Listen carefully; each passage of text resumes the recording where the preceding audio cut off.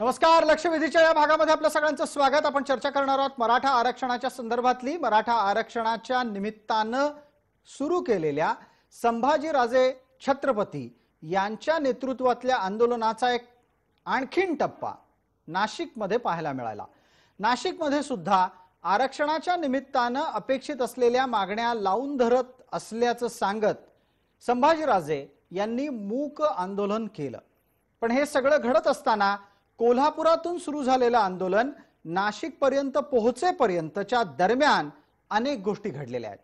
जसं म्हणतात की काळ पुढे सरकला आणि पुलाखालून बरंचसं पाणी वाहून गेलं, तशा प्रकारे गेल्या काही दिवसांमध्ये कोल्हापुरातून निघालेले संभाजीराजे काही दिवस मुंबईत आले. मुंबईत त्यांनी सरकारशी चर्चा केली आणि सरकारशी चर्चा केल्याच्या नंतर कोल्हापुरातला त्यांचा आक्रमकपणा निवळला. तो आक्रमकपणा नाशकात आणखीन कमी झाला, कारण त्यांनी नाशकात चक्क सरकारला वेळ दिलेला आहे. सरकारच्याकडे दिलेल्या वेळात 21 दिवस ते महिनाभराचा कालावधी आहे आणि म्हणूनच हा प्रश्न उपस्थित करणं गरजेचं आहे की मराठा आरक्षण आंदोलनाची दिशा कुठली असेल.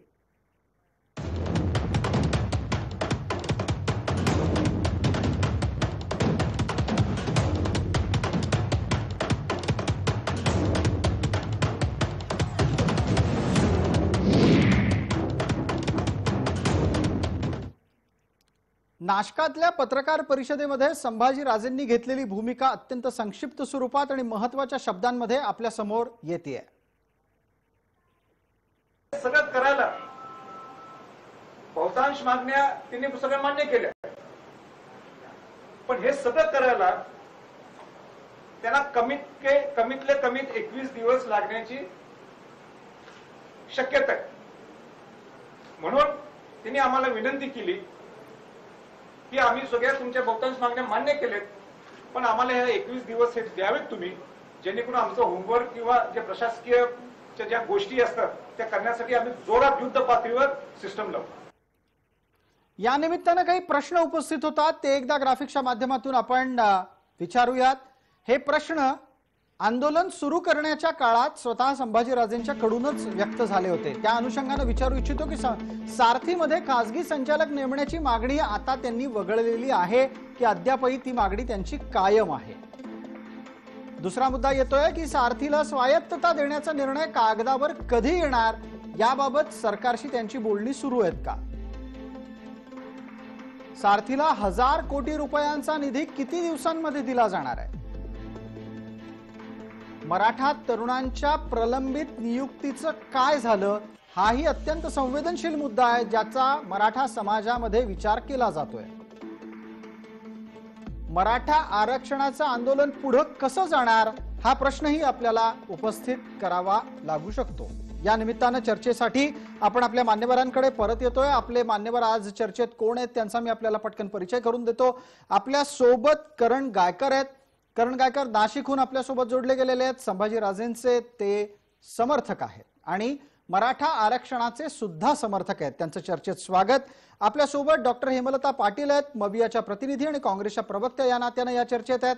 आपल्या सोबत आबासाहेब पाटील आहेत. आबासाहेब पाटील हे मराठा क्रांती ठोक मोर्चाचे समन्वयक आहेत. पहिला आणि थेट प्रश्न आपल्या सोबत असलेल्या करण गायकर यांना.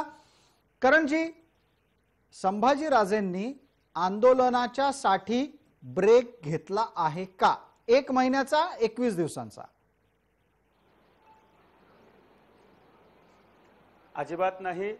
छत्रपती संभाजीराजे आपल्या प्रेसमधून काय बोलले त्या ठिकाणी मी स्वतः उपस्थित होतो. राजे काय बोलले की सरकारनं वेळ मागितली आहे. सरकारला ज्या काही पद्धतीने सरकारने मुंबईमध्ये आमच्या बैठकीत ज्या चर्चा केल्या त्या बैठकीअंती सरकारने 2-3 दिवशी अजित पवारांनी पुण्यात येऊन त्या ठिकाणी सारथीची बैठक घेतली आणि सकारात्मक दृष्टिकोन सरकारने चर्चेच्या माध्यमातून दाखवल्यानंतर तरी सुद्धा आपण बघितलं असेल मुंबईमध्ये राजांनी सांगितलं आमचं आंदोलन थांबलेलं नाही आणि त्यानंतर नाशिकमध्ये पुन्हा ते आंदोलन झालं. आज संभाजीराजे काय बोलले की बाबा सरकार जर वेळ मागत असेल, जर चांगले निर्णय घेत असेल तर सरकारलाही कुठेतरी वेळ दिला पाहिजे आणि हे सगळं राज्याचे जे समन्वयक या ठिकाणी होते जे संभाजीराजांबरोबर काम करता या आंदोलनामध्ये बरं. त्या सगळ्यांसोबत चर्चा केली आणि चर्चेअंती असा निर्णय घेतला की हे जे चालणारं आंदोलन हे थोडं आपण तुर्तास थोडं याला पुढे ढकलूया. बरं. त्याच्यामध्ये संभाजीराजांनी सांगितलं की जे 2 जिल्हे ठरलेले आहेत आमचे, रायगड, अमरावती, संभाजीनगर असेल, ह्या जिल्ह्यांमध्ये ठीक आहे. जाऊन राजे त्या शंकर, ठिकाणी आपल्यासोबत असलेल्या सगळ्या- करणजी मी यासाठीच थांबवतोय आपल्याला, कारण जे जे काही संभाजीराजे बोलले आहेत ते संपूर्णपणे लोकांनी ऐकलंय, त्याची पुनरावृत्ती नसावी. आपण असं म्हणता आहात की आंदोलनाला कुठलाही ब्रेक लागलेला नाही, पण सरकारला वेळ दिलेला आहे. हेमलता पाटील, हायसं वाटतंय का आता? नाही, आता जे करण गायकर बोलले ते अतिशय योग्य आहे. सर्वात महत्वाचं म्हणजे मला संभाजीराजांचं यासाठी अभिनंदन करायचंय की समाजाला एक योग्य दिशा दाखवण्याचं काम चालू आहे, आपल्या न्याय हक्कासाठी योग्य प्रकारे भांडण्याचं काम चालू आहे. याच्यामध्ये समाजाला भ्रमित करून कुठेतरी वेगळ्या दिशेला नेण्याचं ते काम करत नाहीयेत आणि एक राजे म्हणून ते योग्य भूमिका घेत आहेत. याच्यामध्ये त्यांनी ज्या मागण्या मांडल्या त्या मागण्यांशी ते ठाम आहेत, परंतु त्यांनी जी सरकारच्या सोबत चर्चा झाली त्याच्यामध्ये सरकारने 21 दिवसांचा वेळ मागितला होता या सगळ्या मागण्या पूर्ण करण्यासाठी. सरकार अतिशय सकारात्मक पद्धतीने या सगळ्या मागण्या पूर्ण करत आहे. आणि पण मला हेमलता पाटील आपल्याला असं विचारायचं आहे की सरकारमध्ये आत्ताच्या घडीला सगळी धुरंधर माणसं आहेत, यांना 21 दिवस का हवे आहेत? नाही, त्याच्यामध्ये अनेक मागण्या आहेत. जसं आपण सांगितलं की सारथी संस्थेला 1000 कोटी देण्याचा विषय असेल, अण्णासाहेब पाटील महामंडळाला निधी देण्याचा प्रश्न असेल, पंजाबराव देशमुख महामंडळामार्फत ज्या शिष्यवृत्त्या देतात त्या शिष्यवृत्त्यांच्या मध्ये वाढ करण्याची, 3000च्या पुढे वाढ करण्याचा विषय असेल. हे सगळे विषय एकत्रित घेऊन त्या संदर्भामध्ये रिव्ह्यू पिटिशन असेल, रिव्ह्यू पिटिशन नंतर पुढे काय भूमिका घ्यायची ते असेल, राज्यपालांच्या मार्फत बॅकवर्ड कमिशनरला अहवाल सादर करून संसदेमध्ये त्याची चर्चा घडवण्याच्या दृष्टीने काय कारवाई पुढे पावलं टाकता येईल त्या दृष्टीने विचार असेल. आपण सगळ्या हेमलताजी आतापर्यंत बघायला गेलं तर निकाल आल्यानंतर इतके दिवस झाले, 21 पेक्षा जास्त दिवस झालेले आहेत, हे सगळं आजवर का नाही घडलं? सगळ्यात महत्वाचं म्हणजे 5 मेला सर्वोच्च न्यायालयाचा निकाल आला. 8 मेला सरकारने या संदर्भामध्ये सर्व विधी तज्ञांचं मत घेतलं. 11 मेला भोसले आयोगाची स्थापना करण्यात आली आणि त्यानंतर 4 जूनला भोसले आयोगाने सर्व अहवाल दिला की यामध्ये सरकारने कशा पद्धतीने पुढे गेलं पाहिजे. त्यामुळे सरकारच्या मार्फत कुठल्याही पद्धतीची दिरंगाई नाही. संभाजीराजांनी वेळ मागितल्यानंतर मुख्यमंत्री असतील, उपमुख्यमंत्री असतील, अशोक चव्हाणजी असतील, या सर्वांच्या सोबत आणि सगळ्या त्या कार्यकर्त्यांच्या सोबत मीटिंग झाली. त्यांच्या सगळ्या सूचनांवरती विचार केला गेला. पुण्याला परत अजित पवार यांच्या मार्गदर्शनाखाली मीटिंग झाली. त्यामुळे सरकार कुठल्याही बाबतीत कसलीही दिरंगाई आपण असं म्हणता आहात की सरकार कोणत्याही प्रकारे कसलीही दिरंगाई करत नाहीये, पण एका बाजूला कालावधी मात्र दिवसागणिक वाढत चाललेला आहे. आबासाहेब पाटील आपल्या सोबत आहेत. आबासाहेब पाटील, दिवसागणिक कालावधी वाढत जाणं आणि आरक्षण मिळायला उशीर लागणं याचा यंदाच्या शैक्षणिक वर्षावर काय परिणाम होणार आहे?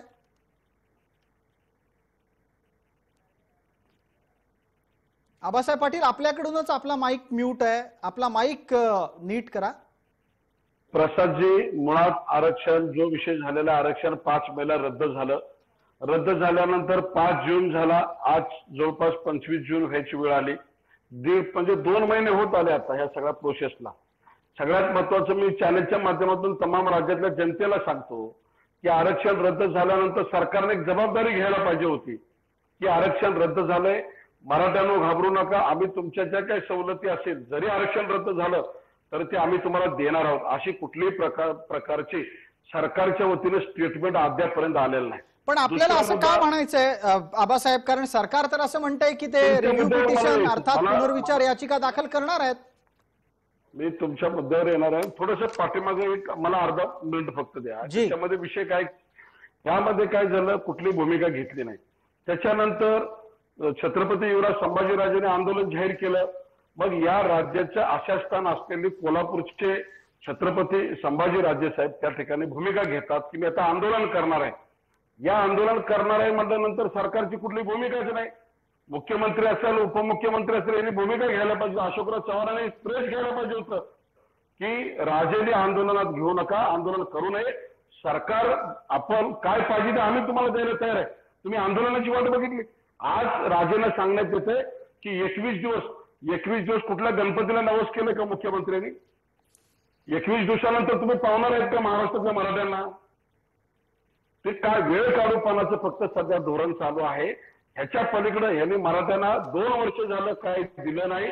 मागे सरकारमध्ये जे जवळ 74 GR निघाले होते ते जसेचे तसे रद्द केले. कुठली योजना चालू नाही. ह्या सरकार आल्यानंतर 4-5 GR निघाले होते ते सुद्धा रद्द करून म्हणजे GR काढले पण अंमलबजावणी काही झाली नाही. एकी मागणी मान्य झाली. मी अनेक वेळा चॅनलच्या माध्यमातून मांडले आणि अभ्यासपूर्वक सगळ्या मागण्यांची निवेदन आमच्याकडे आहेत.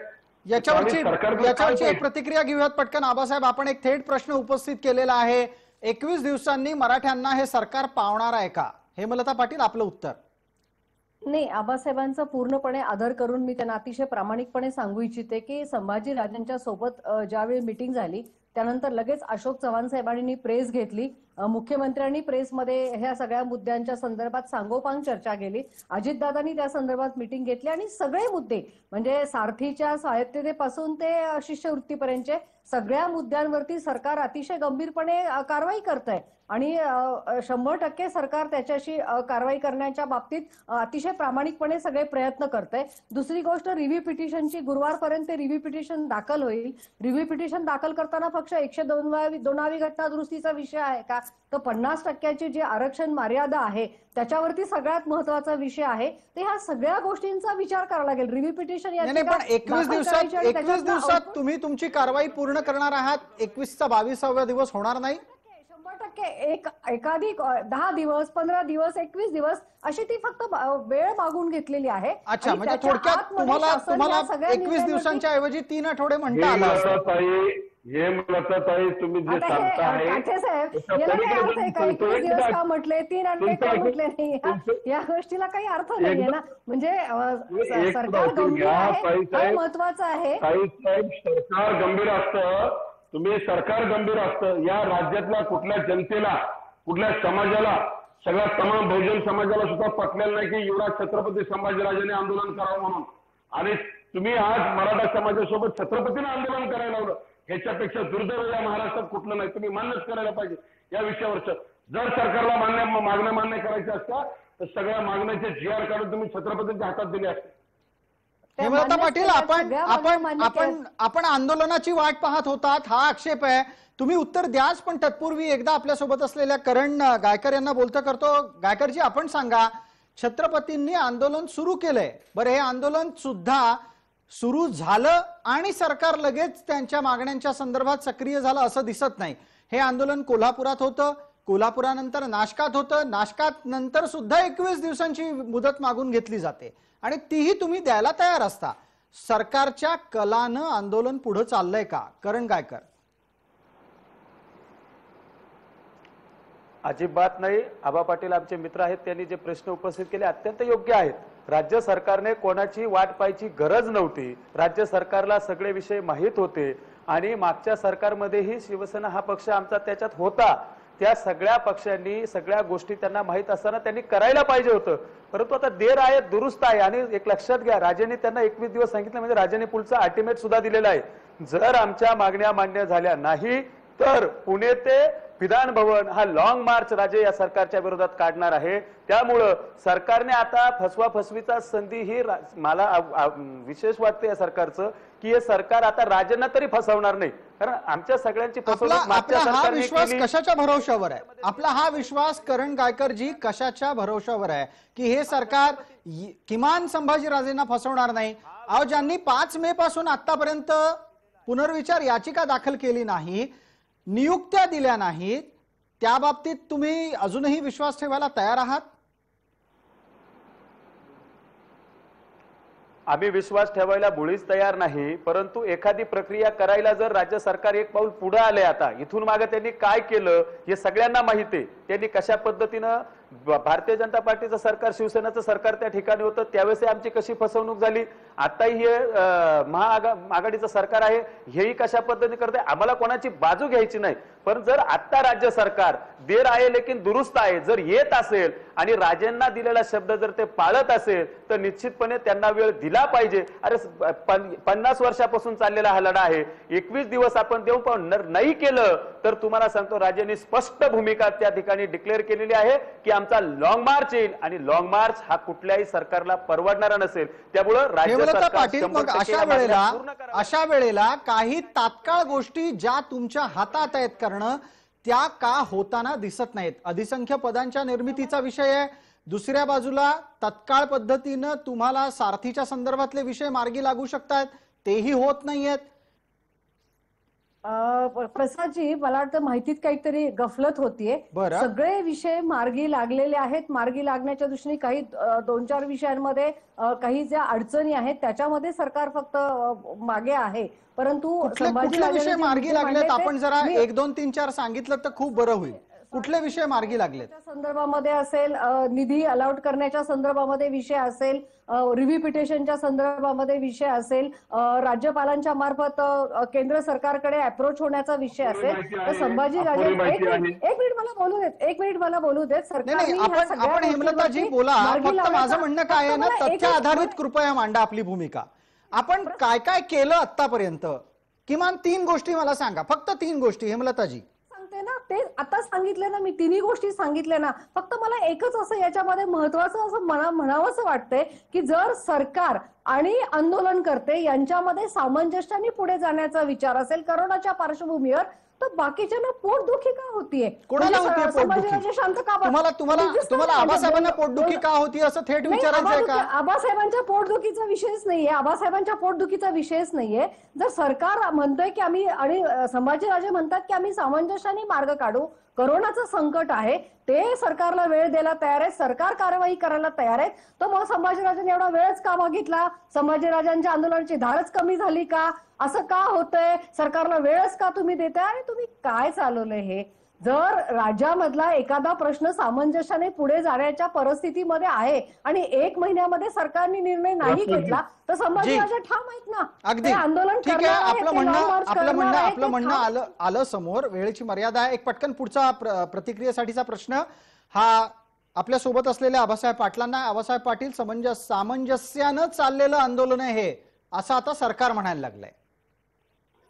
सरकारनं मिळतं जुळतं आंदोलन घेतलंय का हेमलताताई? सरकारनं मिळतं जुळतं आंदोलन घेतलेलं आहे का? सामंजस्याने चाललेलं आंदोलन असं मी कुठं म्हटलं? तुम्ही शब्द का फिरवता? नाही, मी कुठे फिरवला? तुम्हीच म्हणालात ना सामंजस्याने चाललंय सगळं. सामंजस्याने सगळं चाललंय असं तुम्ही म्हणालात, मी नाही म्हणालो. सामंजस्याची भूमिका घेतली, एवढा विषय केला, तर त्याच्यामध्ये आंदोलन सामंजस्याची भूमिका घेतली. हेमलताताई ऐकून घ्या. आपण कशाला करतोय? आपल्याला मराठा समाजाला उस्कवायचंय का? आपल्याला नुकसान करायचंय का? करोनामुळे जे प्रश्न येतात नुकसान होण्याचा विषय कुठे येतो हेमलताताई? नुकसान व्हायचा विषय कुठं दिलंच नाही तर नुकसान काय होणार आहे? तुम्ही काय दिलंच नाही तर नुकसान काय होणार आहे हेमलताताई? मुख्यमंत्र्यांसोबत बैठक झाली, अजित पवारांनी पुण्याला बैठक घेऊन हे सगळे प्रश्न मार्गी लावले. आता काय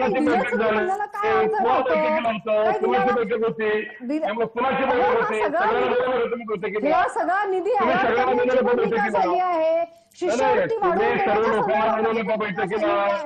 हेमलताताई, मुख्यमंत्र्यांनी सगळ्या संघटना सर्व प्रतिनिधींना बैठकीला बोलवलं का?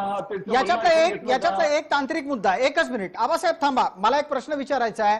हेमलताजी, जी बैठक पुण्यात झाली त्या बैठकीमध्ये सरकार धार्जिणी लोक होती, हाही एक आक्षेप आहे.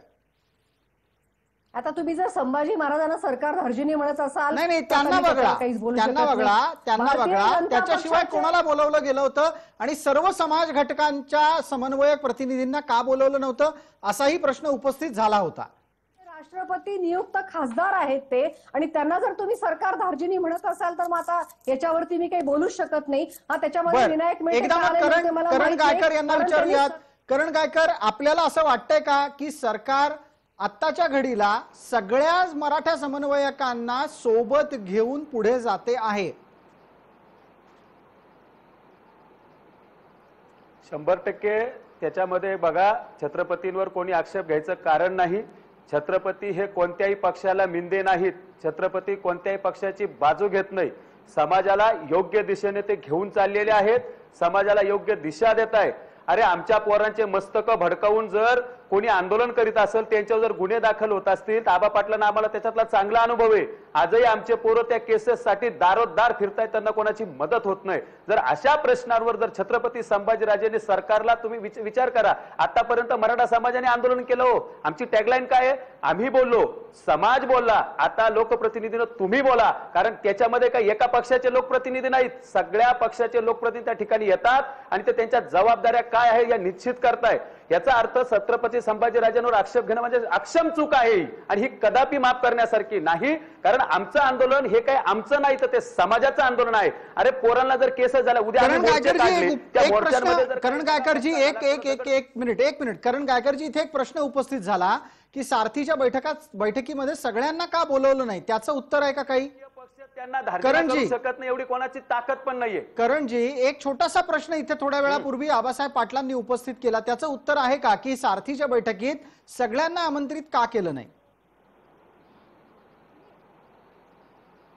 हा प्रश्न आबासाहेबांचा रास्ता आहे आणि सरकारने ते केलं पाहिजे. सरकारची ती जबाबदारी आहे. म्हणून त्या ठिकाणी छत्रपती गेले हे सरकार धार्जिने होत नाही, लक्षात घ्या. ती चूक त्या सरकारची आहे, छत्रपतींची नाही.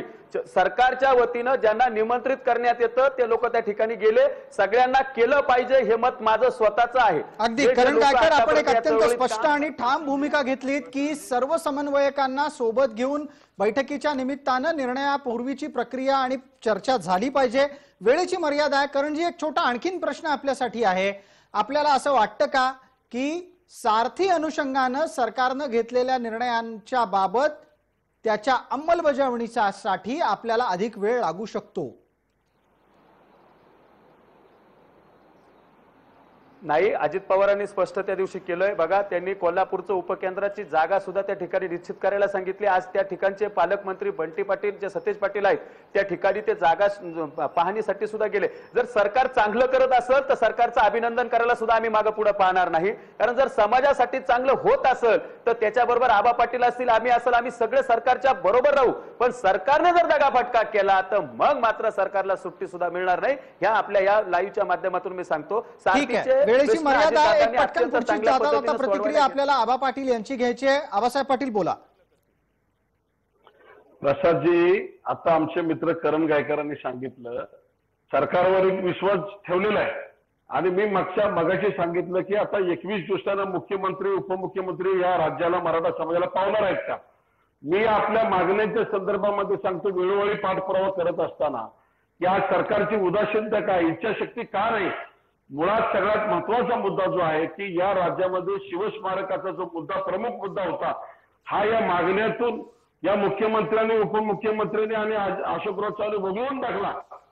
म्हणजे कोपडीची घटना हा सुद्धा मुद्दा वगळून टाकला. आरक्षणाचा मुद्दा वगळून टाकला. आरक्षणावरती बोलायचं नाही. आरक्षणाच्या संदर्भामध्ये सरकार टाइम बाउंड कधी देणार आहे? जून जुलै पासून. आता जून संपला, जुलैला ऍडमिशन प्रोसेस चालू होतील. एमपीए तुमचे मेडिकलचे, इंजिनिअरिंगचे आणि उच्च शिक्षणातले मुलं प्रवेश घेणार आहेत. या विद्यार्थ्यांना तुम्ही प्रवेश कुठून देणार आहात? त्यांना ओबीसी प्रमाणे सवलत देणार आहात का? खासगी संस्थेमध्ये त्यांना जसं मागच्या वेळेला 25% जागा मेडिकलसाठी आम्ही वेगळ्या मागून घेतल्या होत्या त्या देणार आहे का? फक्त ईडब्ल्यूचं कागद दाखवणार आहे. ते ईडब्ल्यूचं आरक्षण ऐच्छिक आरक्षण आहे, ते आतमध्ये कुणी घेऊ शकतो. त्याचा जीआर ऑलरेडी सर्वांसाठी खुला आहे. मग तो वेगळ्या मराठ्यांना आबासाहेब, वेळेची मर्यादा आहे. हेमलता पाटील यांना आपण नैसर्गिक न्यायानुसार चर्चेच्या शेवटच्या टप्प्यामध्ये उत्तराची संधी देतोय. आपण करण गायकर आणि त्याचबरोबर आपल्या सोबत असलेल्या आबा पाटलांची भूमिका ऐकली. दोघंही म्हणतायत सरकारने दगाफटका करू नये. हेमलता पाटील, शेवटचं 1 मिनिट आपल्यासाठी. नाही, दगाफटका करण्याचं सरकारला काही कारणच नाही. सरकार पहिल्यापासून मराठा आरक्षण ह्या विषयावरती अतिशय गंभीर आहे.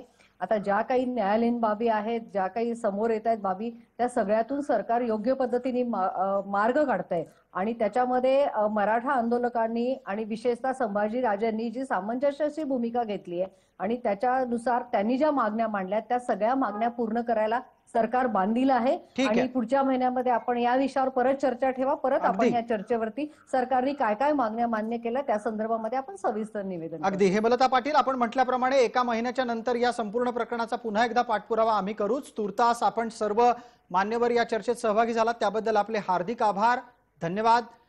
लक्षवेधीमध्ये तुर्तास इतकंच. सर्व प्रेक्षकांना जय महाराष्ट्र.